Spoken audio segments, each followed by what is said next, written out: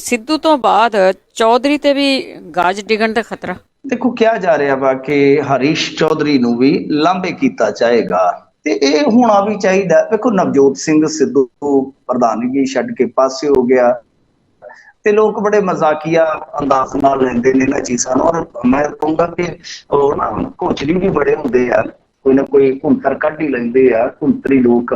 ਅੱਛਾ, ਕਹਿੰਦੇ ਕਿ ਸਿੱਧੂ ਦਾ ਅਸਤੀਫਾ ਗੌਰ ਨਾਲ ਪੜ੍ਹੋ, ਇਸ ਤਰ੍ਹਾਂ ਲੱਗਦਾ ਜਿਵੇਂ ਕਿਸੇ ਡਾਕਟਰ ਨੇ ਲਿਖਿਆ ਹੋਵੇ, ਜਿਵੇਂ ਡਾਕਟਰ ਨੇ ਮੈਡੀਸਨ ਲਿਖੀ ਹੋਵੇ। ਤੇ ਕਹਿੰਦੇ ਫਿਰ ਉਹ ਤਾਂ ਉਹਨਾਂ ਦੇ ਘਰੋਂ ਹੀ ਆ ਵੀ ਲਿਖਾਵਟ ਦੀ ਵੀ ਕਿਤੇ ਨਾ ਕਿਤੇ ਮਾਲ ਦੀ ਖੱਲ ਲਾ ਦਿੰਦੀ ਹੈ ਜਨਤਾ। ਫਿਰ ਉਸ ਤੋਂ ਬਾਅਦ ਕਿਸੇ ਨੇ ਗਿਣਿਆ, ਕਹਿੰਦਾ ਕਿ ਅੱਖਰ ਟੋਟਲ 18 ਬਣਦੇ ਨੇ ਅਸਤੀਫੇ ਦੇ। ਅੱਖਰ ਟੋਟਲ 18 ਬਣਦੇ ਨੇ, 18 ਹੀ ਸੀਟਾਂ ਤੇ 18 ਹੀ ਅੱਖਰਾਂ ਦਾ ਅਸਤੀਫਾ। ਆ ਅਸਤੀਫਾ ਤਾਂ ਜਿੱਦਾਂ ਕਹਿ ਲਓ ਕਿ ਨਵਜੋਤ ਸਿੰਘ ਸਿੱਧੂ ਨੇ, ਆਪਾਂ ਕਹਿੰਦੇ ਨਹੀਂ ਕਿ ਫਲਾਣੇ ਨੇ ਚਲਾਵਾ ਜਿਹਾ ਮਾਰਿਆ, ਚਲਾਵਾ ਜਿਹਾ ਅਸਤੀਫਾ ਮਾਰਿਆ ਉਹਨੇ। ਖੈਰ ਉਸ ਤੋਂ ਬਾਅਦ ਫਿਰ ਨਵਜੋਤ ਸਿੰਘ ਸਿੱਧੂ ਨੇ ਆਮ ਆਦਮੀ ਪਾਰਟੀ ਦੀ ਸਰਕਾਰ ਨੂੰ ਇੱਥੋਂ ਤੱਕ ਕਹਿ ਦਿੱਤਾ ਕਿ ਭਾਈ ਇਹ ਤਾਂ ਮਾਫੀਆ ਵਿਰੋਧੀ ਯੁੱਗ ਦੀ ਸ਼ੁਰੂਆਤ ਹੋਣ ਜਾ ਰਹੀ। ਹੁਣ ਮਾਫੀਆ ਕਿਹਦਾ ਸੀਗਾ? ਸਰਕਾਰ ਤੇ ਪਹਿਲਾਂ ਤੁਹਾਡੀ ਸੀਗੀ। ਸੋ ਇਸ ਤਰ੍ਹਾਂ ਦੇ ਜਿਹੜੇ ਬਿਆਨਾਤ ਆਏ ਨੇ, ਉਹ ਤੋਂ ਲੱਗਦਾ ਇਹ ਆ ਕਿ ਨਵਜੋਤ ਸਿੰਘ ਸਿੱਧੂ ਮੌਨ ਚਲੇ ਗਏ ਨੇ, ਮੌਨ ਵਰਤ ਰੱਖ ਲਿਆ ਉਹਨਾਂ ਨੇ, ਬੋਲ ਨਹੀਂ ਰਹੇ।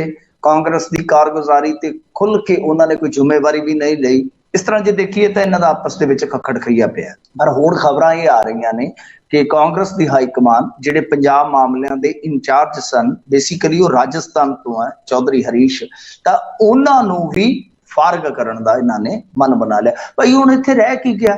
ਅੱਗੇ ਕੀ? ਇਹਨਾਂ ਦਾ ਕਾਂਗਰਸ ਦਾ ਜਿਹੜਾ ਕਲਚਰ ਆ, ਉਹ ਇਸ ਤਰ੍ਹਾਂ ਦਾ ਕਲਚਰ ਆ ਕਿ ਜ਼ਿਆਦਾਤਰ ਤਾਂ ਜਿਹੜੇ ਮਾਮਲਿਆਂ ਦੇ ਇੰਚਾਰਜ ਲੱਗਦੇ ਆ ਸਟੇਟਾਂ ਦੇ, ਉਹ ਲੱਗਦੇ ਜਿਹੜੇ ਤੱਕੜ ਸਿਫਾਰਸ਼ੀ ਹੁੰਦੇ ਆ, ਜਿੱਥੇ ਸਰਕਾਰਾਂ ਹੁੰਦੀਆਂ ਨੇ ਇਹਨਾਂ ਦੀਆਂ ਕਾਂਗਰਸ ਵਾਲਿਆਂ ਦੀਆਂ। ਮਸਲਨ ਪੰਜਾਬ ਦੇ ਵਿੱਚ ਸੀ, ਫਿਰ ਇਹਨਾਂ ਨੇ ਲਾਇਆ ਉੱਤਰਾਖੰਡ ਦਾ ਸਾਬਕਾ ਚੀਫ ਮਿਨਿਸਟਰ, ਉਹਦਾ ਨਾਮ ਵੀ ਹਰੀਸ਼ ਰਾਵਤ, ਤੇ ਉਹਨੂੰ ਉੱਥੋਂ ਲਿਆਉਂਦੇ ਵੀ ਸਨ ਜਹਾਜ਼ ਤੇ, ਉਹਨੂੰ ਛੱਡ ਕੇ ਵੀ ਆਉਂਦੇ ਸਨ। ਚੰਡੀਗੜ੍ਹ ਉਹ ਠਹਿਰਦਾ ਸੀਗਾ। ਇੱਕ ਵਾਰੀ ਮੈਨੂੰ ਯਾਦ ਆ, ਉਹ ਭਵਨ ਦੇ ਵਿੱਚ ਠਹਿਰਿਆ ਤੇ ਬਿੱਲ ਬਣਿਆ ਸਾਰਾ 40,000, 8-9 ਦਿਨ ਠਹਿਰਿਆ, 40,000 ਰੁਪਇਆ ਵੀ ਨਹੀਂ ਦੇ ਕੇ ਗਿਆ। ਨਾਲੇ ਉਹਦਾ ਸਾਰਾ ਸਟਾਫ ਤੇ ਸਾਰੀ ਸਿਕਿਉਰਿਟੀ ਉੱਥੇ ਠਹਿਰੀ। ਉਹ ਕਹਿੰਦਾ ਨਹੀਂ ਪੰਜਾਬ ਸਰਕਾਰ ਤੋਂ ਲਿਓ। ਤਾਂ ਇਹ ਇੱਕ ਤਰ੍ਹਾਂ ਨਾਲ ਕਹਿ ਲਓ ਐਸ਼ੋ ਇਸ਼ਰਤ ਦਾ ਹੀ ਇੱਕ ਤਰ੍ਹਾਂ ਨਾਲ ਬਹਾਨਾ ਆ।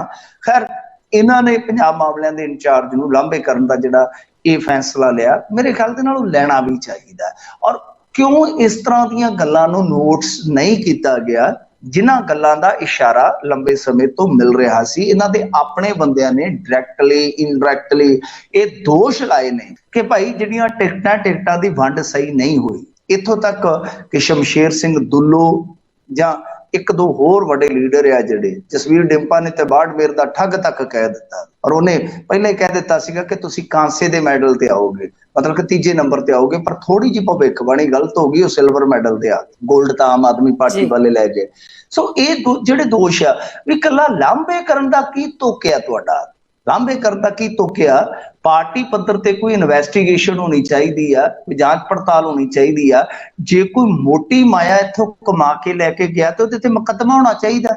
ਇਹ ਤੇ ਪਾਰਟੀ ਦਾ ਇਨਸਾਫ ਹੋਣਾ ਚਾਹੀਦਾ ਹੈ ਨਾ, ਕਿ ਤੁਹਾਡੀ ਪਾਰਟੀ ਜਿਹੜੀ ਆ ਕੱਖਾਂ ਤੋਂ ਹੌਲੀ ਹੋ ਗਈ, ਅਗਲਿਆਂ ਨੇ ਤੁਹਾਨੂੰ ਮਾਂਜ ਕੇ ਰੱਖ ਦਿੱਤਾ ਬਾਟੀ ਬਾਗ। ਉਹਦੇ ਵਿੱਚ ਜਿਹੜੇ ਬੰਦੇ ਜ਼ਿੰਮੇਵਾਰ ਆ, ਜੇ ਤੁਸੀਂ ਉਹਨਾਂ ਨੂੰ ਕੱਢ ਕੇ ਗੁਨੇਗਾਰਾਂ ਨੂੰ ਸਾਹਮਣੇ ਨਹੀਂ ਲਿਆਓਗੇ, ਉਹਨਾਂ ਨੂੰ ਇਸ ਤਰ੍ਹਾਂ ਬਚਾਓਗੇ ਕਿ ਇੱਕ ਥਾਂ ਤੋਂ ਹਟਾ ਕੇ, ਜਿਵੇਂ ਉਹ ਸ਼੍ਰੋਮਣੀ ਗੁਰਦੁਆਰਾ ਪ੍ਰਬੰਧਕ ਕਮੇਟੀ ਵਾਲੇ ਆਪਣੇ ਕਰਦੇ ਹੁੰਦੇ ਆ ਕਿ ਜੇ ਮੰਨ ਲਓ 2 ਜਾਣੇ ਜਿਹੜੇ ਵੀ ਅਹੁਦੇਦਾਰ ਹੋਣ, ਉਹਨਾਂ ਦੇ ਕਰਮਚਾਰੀ ਹੋਣ, ਉਹ ਫੜੇ ਜਾਣ, ਹਰਿਆਣੇ ਵਾਲੇ ਨੂੰ ਪੰਜਾਬ 'ਚ ਭੇਜ ਦਿੰਦੇ ਹੁੰਦੇ ਸਨ ਤੇ ਪੰਜਾਬ ਵਾਲੇ ਨੂੰ ਹਰਿਆਣੇ 'ਚ।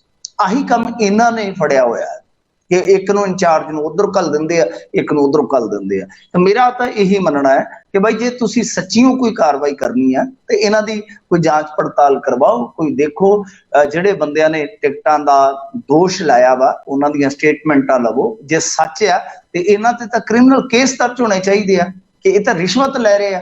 ਜੇ ਇੱਕ ਸਿਪਾਹੀ ਰਿਸ਼ਵਤ ਲੈਂਦਾ 150 ਰੁਪਈਆ ਤੇ ਮਨਪ੍ਰੀਤ ਸਿੰਘ ਬਾਦਲ ਫੜ ਲੈਂਦਾ, ਤੇ ਜੇ ਕੋਈ ਟਿਕਟਾਂ ਦੀ ਕਰੋੜਾਂ ਰੁਪਈਆ ਦੀ ਰਿਸ਼ਵਤ ਲੈ ਰਿਹਾ, ਉਹ ਤੁਹਾਨੂੰ ਦਿਸਦੀ ਨਹੀਂ ਹੈ। ਗੱਲ ਇਹੀ ਹੈ ਨਾ, ਕਾਰਵਾਈ ਨਹੀਂ ਹੁੰਦੀ। ਸਾਰੀਆਂ ਪਾਰਟੀਆਂ ਦੇ ਵਿੱਚ ਇਹੀ ਹਾਲ ਹੈ, ਅਗਲੇ ਲੁੱਟ ਪੁੱਟ ਕੇ ਆ ਜਾਂਦੇ ਆ।